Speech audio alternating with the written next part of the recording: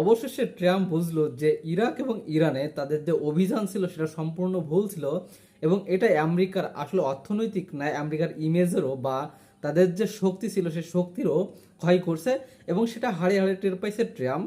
তবে আমেরিকা আবারও চেষ্টা করছিল যে ইরানে আক্রমণ চালাতে, কিন্তু ইরানের যে পরিস্থিতি সেটা দেখে তারা টের পাইছে যে ইরানের সাথে লাগা তাদের আসলেই ঠিক হবে না বা তাদের আসলেই সেই শক্তি এখন নাই যে ইরানের সাথে লাগার। আসসালামু আলাইকুম, আমি মনিরুজ্জামান। দেখেন, প্রথমত ইরানের সাথে আবার লাগতে চাইছিল ডোনাল্ড ট্রাম্প এবং যে কারণে সে কি করছিল যে ইরানে আবার একটা স্ট্রাইক চালাইছিল এবং যার ফলপ্রেক্ষিতে উল্টা ইরানও কিছু কি করে স্ট্রাইক চালায় এবং যেটার সব থেকে বড় আঘাত নিয়ে আসে কুয়েতের ইয়ারবেজে। এবং কুয়েতের ইয়ারবেজে যে আঘাতটা নিয়ে আসে, যে মিসাইলটা পড়ছে, সেই মিসাইল যথেষ্ট পরিমাণে ঠেকানোর চেষ্টা করছিল আমেরিকা, কিন্তু সেটা পারি নাই, সেটা আঘাত নিয়ে এসে এবং 5 জনেরও বেশি সেনা কর্মকর্তা প্রচুর মেজর ইনজুর্ড হয়েছে। এবং তাদের এই যে সক্ষমতা দেখে আমেরিকা টের পাইছে যে আসলে ইরান এই যে যুদ্ধবিরতি নিয়ে তারা কতটা পূর্ব প্রস্তুতি নিছে যে আগামীতে যুদ্ধ করার জন্য।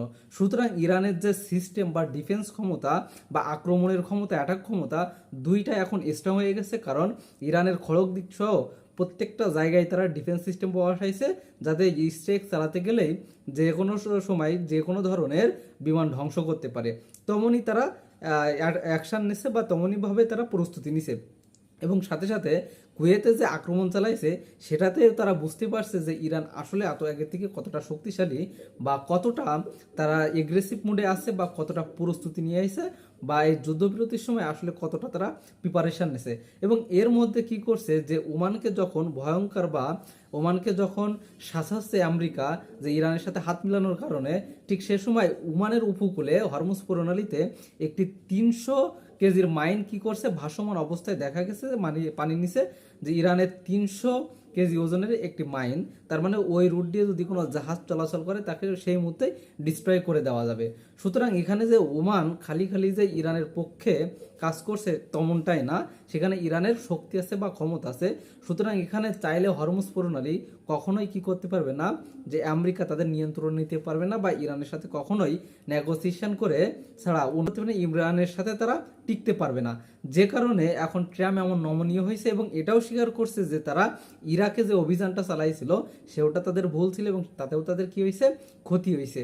সুতরাং সব মিলিয়ে এখন নতুন করে চুক্তি হচ্ছে, যে চুক্তি অনুযায়ী যে ইরান অলরেডি $12 বিলিয়ন কি পাবে, ফেরত পাবে $25 বিলিয়ন ভিতরে। এবং ইরানের স্পিকার তিনি স্টেটফার বলে দিয়েছে যে এমন কোনো চুক্তি হবে না যে চুক্তি ইরানের জনগণের বিপক্ষে যায়। সুতরাং ইরানের লাভ হবে এবং ইরানের জনগণের পক্ষেই থাকবে, তেমনই তারা চুক্তি করবে। না হলে আমেরিকার সাথে বা ইসরায়েলের সাথে কোনো রকম কোনো চুক্তিতে তারা যাবে না। এবং স্টেটফার্ড বলে দিয়েছে এবং সাথে সাথে বলে দিয়েছে যে হরমুজ প্রণালী দিয়ে শত্রুদের কোনো নৌযান যাবে না, বা তাদের কথা হরমুজ প্রণালী এখন কি করবে, হরমুজ প্রণালী নিয়ন্ত্রণ থাকবে। সুতরাং আলটিমেটলি এ যুদ্ধে আসলে চুক্তিতে নির্ভর করবে যে আসলে এই যুদ্ধে কে হারছে বা কে জিতছে।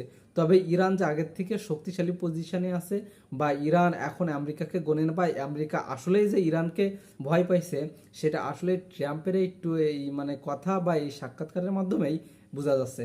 তবে দেখা যাক শেষ পর্যন্ত চুক্তিতে আসলে